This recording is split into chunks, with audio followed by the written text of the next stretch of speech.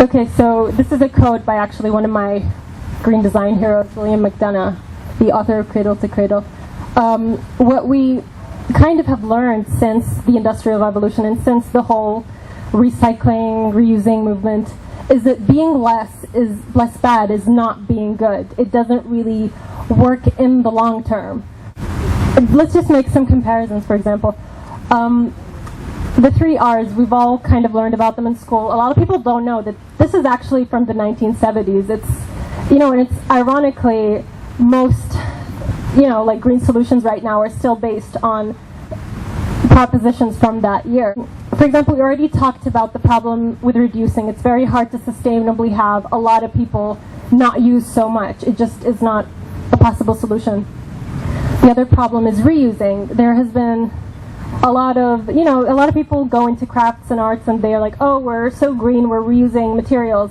So a lot of people don't know that the materials you're using weren't really meant to be reused. So you actually end up harming people because they start to leach out toxins. So for example, if you're doing stuff with PVC plastic, which is actually, it's been a trend these days.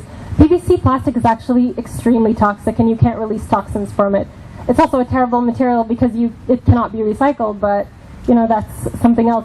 The other thing is how you get these soda tops and you kind of have all these toys made out of them. Those can start leaching copper, they can leach lead. Materials are not meant to be reused mostly. And another problem with that is that people don't realize your lifetime in the long run, reusing that material, it doesn't really matter because your lifetime is very negligent to the time it takes for something to happen. That's going to end up in a landfill or incinerated anyway. So that isn't a long-term solution. Recycling, a lot of people tell me or write about me that I'm against recycling. That's kind of true. Recycling has a lot of benefits. It does involve keeping a lot of materials out of our food systems. It does have a lot of benefits in that way. But the problem is there isn't a lot of honesty. Recycling, for example, some materials like plastic, that's a very sneaky term to say because you can't actually recycle plastic. You can only downgrade plastic. So eventually it does end up in a landfill, it does end up incinerated, and it does end up harming the environment. You're just taxing people, creating recycling plants. It's just, it's a lot. So basically what happens is that polyethylene, recyclable plastic, is collected and then it's downgraded and degraded into lower quality materials. As a designer, I will tell you, designers don't want to work with materials that are, downgraded. So it's just, it's not really making a good resource or making really smart material choices. So what do we stand for as NUMU? NUMU is Arabic for growth, if you're not an Arabic speaker. So what we want to do is we want to promote solutions that help us thrive.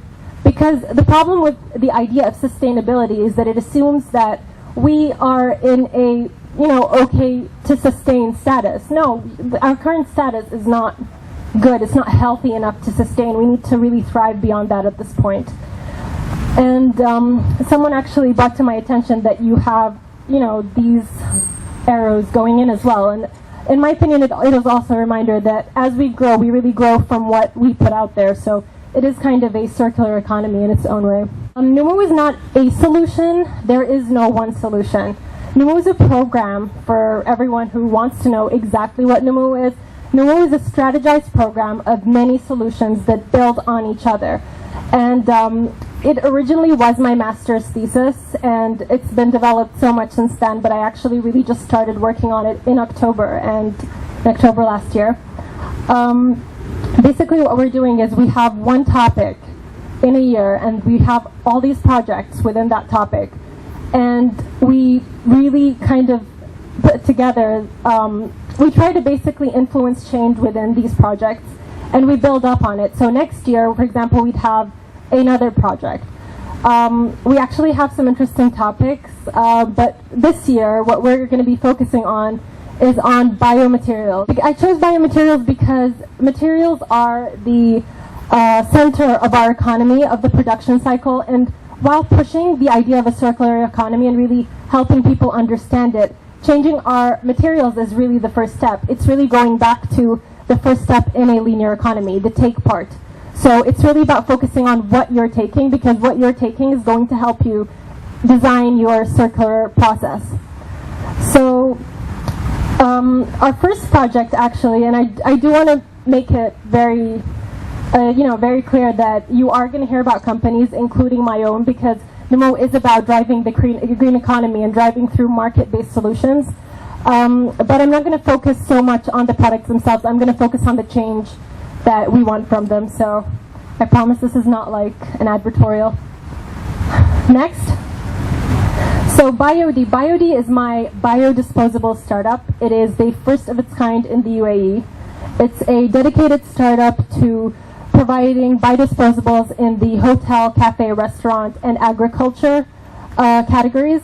We actually have some more exciting categories. We're going into compostable 3D printing. I know the arts people are going to be excited about that. But basically why I did this was because when I came back from New York to the UAE, as a designer, I realized a lot of the materials I wanted to use, I couldn't use here because they weren't licensed, or, my art director would look at me like I was, lying to him that this existed or something. So, we really lacked material awareness here, and my mom, for example, didn't even know about bioplastics until like months ago when I told her about them. So, there's a lot of change that can happen here, and I really want to be the person to contribute it if that's what I can do. I won't dwell on this, but it's just to kind of show that, if you look at these disposables, these are disposables that really go into the environment every day, a lot of them. And what BioD focuses on is providing completely compostable disposables. So, for example, that burger carton, which is here, is pure cellulose. It's pure plant fiber. And I'm going to explain how that even happens, because people are like, okay, how? Are you like growing it? But, no, I'm not. But anyway. So we do everything. We can brand our products. Basically anything you use and you throw away that is oil-based, I can give you that is completely compostable and completely cradle-to-cradle certified, and will go either back into the planet or there's a way to use it. Right now everything is compostable, so it's all bionutrients. But really I would rather focus on the materials right now, so we'll move on to that. So some people, when I was talking to them about what I was doing, they're like, oh, but I go to the supermarket and I see all these bags that are biodegradable. What are you doing that's new? Because, I do have bags as well. So one of the things that people don't realize is that what we have here is not compostable. It's oxo-biodegradable. What that is really, it's a degradable plastic. It's plastic with additives that allows it to degrade enough into this ideal idea that microbes will eat it and it will not be plastic anymore. That actually does work for a lot of them, but there are a lot of problems up until it gets to that degradation point. So the problem with that, and there's a reason why a lot of places around the world are actually starting to ban them now, is that they can potentially enter the human food chain and have negative effects on marine sources. So, and that's actually is a huge problem, because right now, sitting here, a lot of people don't know, right now in each of our livers we have a percentage of plastic, and it's because we absorb so much from our environment.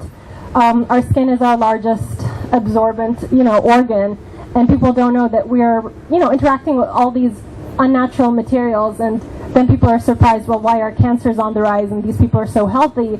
But, our environments are not healthy. It's actually a very polluted place, and materials can really help us with that. One of the problems with oxo-biodegradables, back to this, is that they often don't degrade. They actually leave a resin that stays into the environment, and it is, a pollutant that is added to the environment. It's made from non-renewable resources, has a high carbon footprint, and one of the problems I have with it as well is that it really has a limited end-of-life option. You have this material, and it has to fragment, and it has to go into our environment. I don't know if any of you have heard of microbeads, microplastics. They're the little scrub things in your, okay, all the girls are nodding, of course. So these are actually banned now in New York and California. And the reason is because they're doing the same thing. They're going into our marine sources and causing problems. So this is a real issue.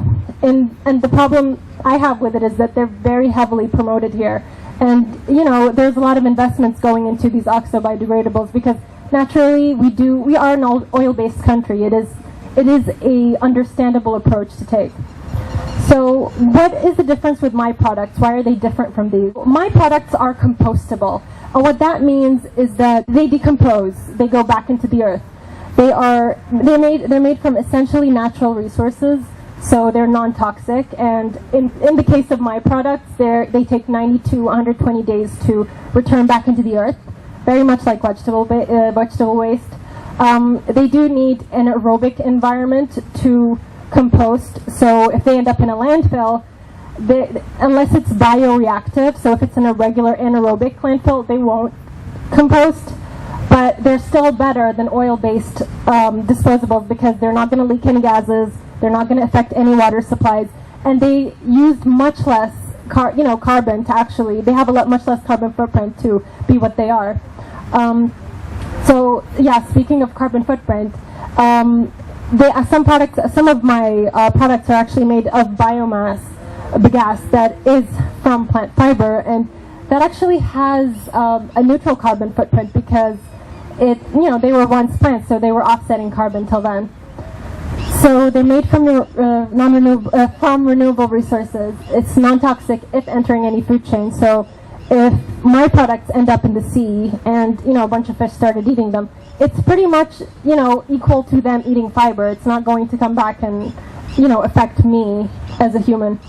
But don't eat them.